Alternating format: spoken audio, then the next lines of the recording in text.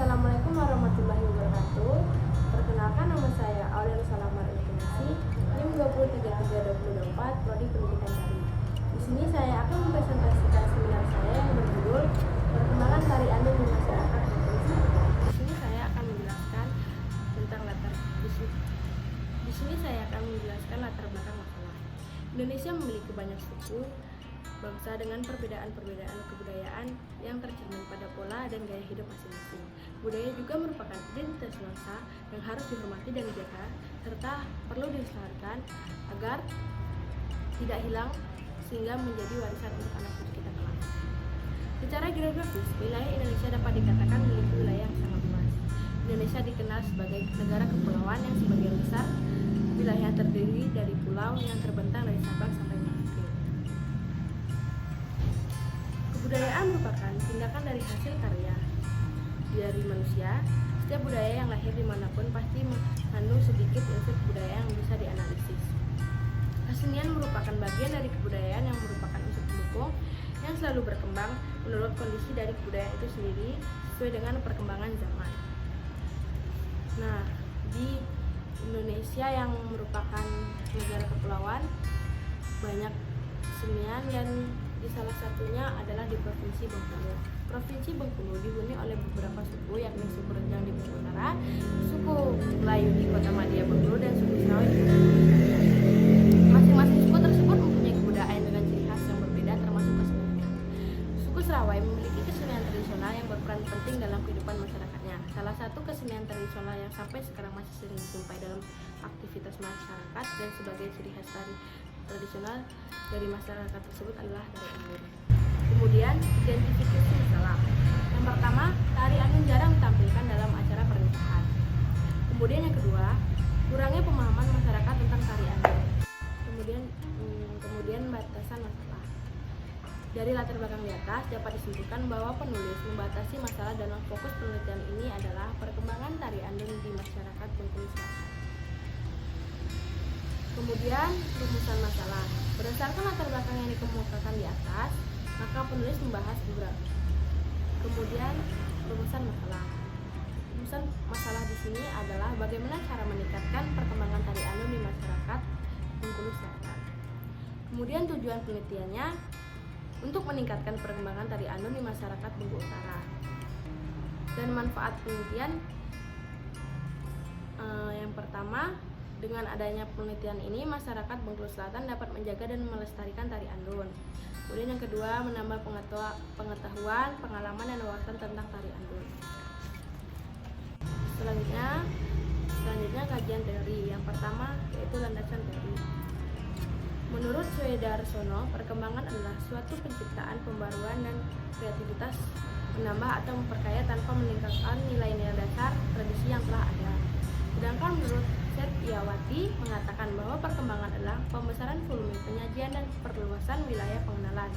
Melihat uraian di atas, dapat disimpulkan bahwa pengembangan adalah suatu perubahan pada keindahan menjadi lebih luas, lebih besar, lebih baik, lebih sempurna, sebagai akibat dari kematangan dan pengalaman tanpa meninggalkan nilai-nilai dasar yang telah ada.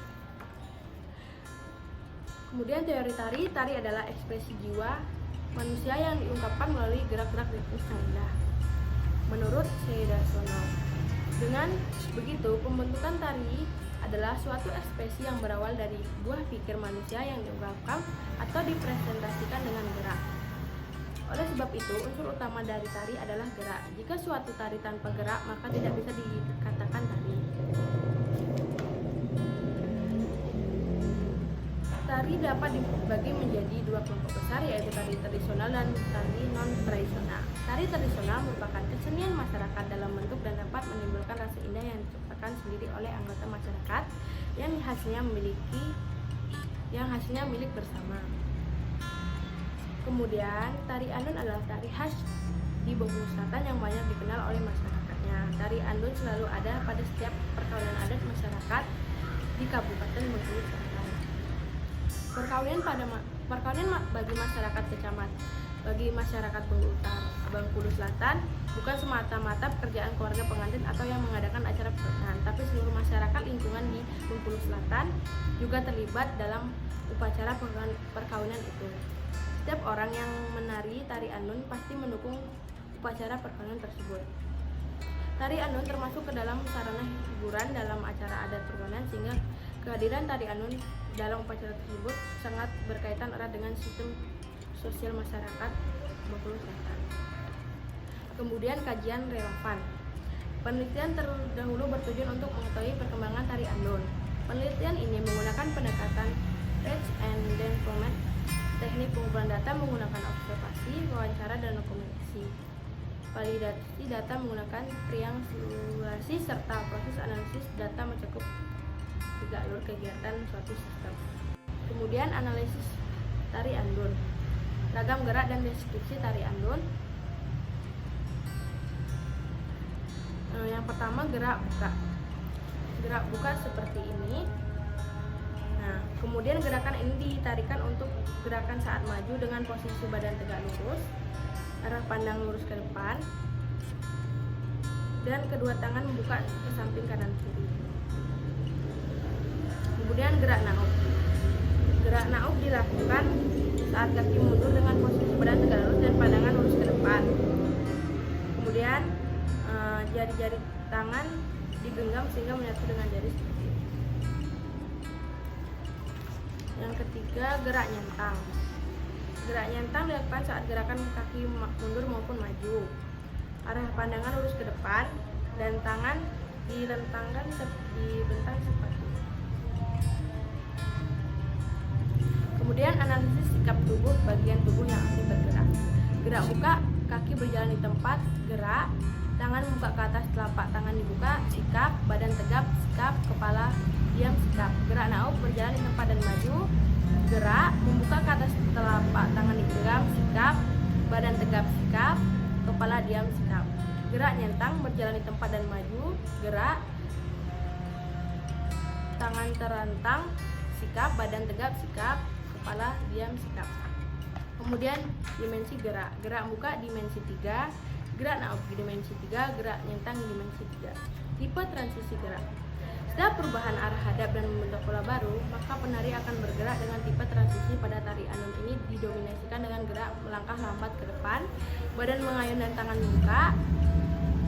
Nah, kemudian badan menghadap ke segala penjuru secara bergantian.